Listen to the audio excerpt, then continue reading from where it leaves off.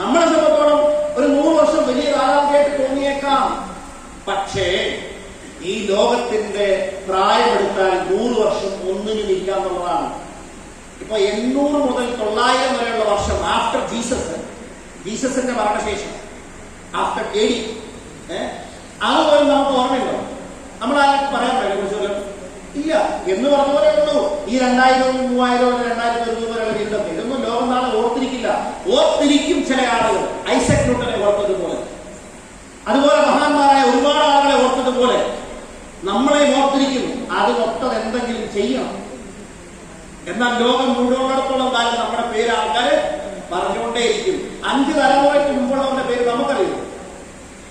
അതേ ആൾക്കാർക്ക് ജവഹർലാൽ നെഹ്റു വരെ അറിയാം, അതിന്റെ മുകളിലും അറിയാം, മോത്തിലാൽ നെഹ്റു അറിയാം. എന്നാൽ സ്വന്തം ബാപ്പാടെ ബാപ്പാടെ ബാപ്പാടെ ബാപ്പ ഉപ്പാടെ ഉപ്പാരും ഇതിനെ പോയി.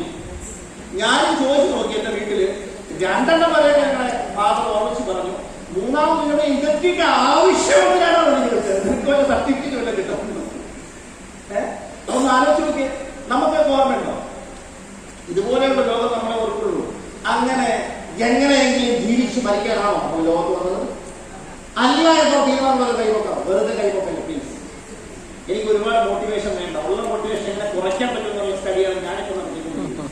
ഈ ഉള്ള മോട്ടിവേഷൻ ഉള്ളവർക്കൂടെ പോയി കിടക്കുന്നത്. ഇത് കുറയ്ക്കണം. എനിക്ക് പ്രത്യേകിച്ച് മോട്ടിവേഷൻ ഒന്നും ആവശ്യമില്ല. അപ്പൊ ഞാൻ പറയുന്നത് ആത്മാർത്ഥതയോടെ മാത്രമേ കൈവക്കാറുള്ളൂ.